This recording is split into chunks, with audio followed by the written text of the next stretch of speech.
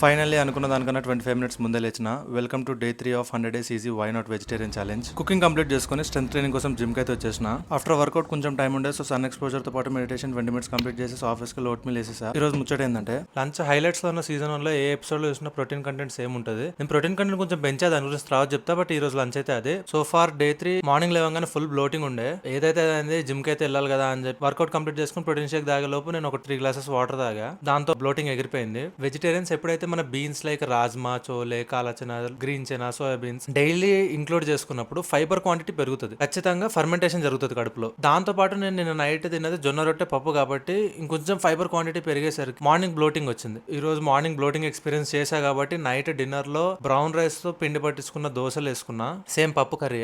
And bloating is something which is very common. Workout increase చేయండి, water ఎక్కువ తాగండి, అంతే. 15,000 స్టెప్స్ కంప్లీట్ చేసా. 8:30 సోషల్ మీడియా ఆఫ్ పెట్టేసా. చలో మళ్ళా కలుస్తా. జై హింద్.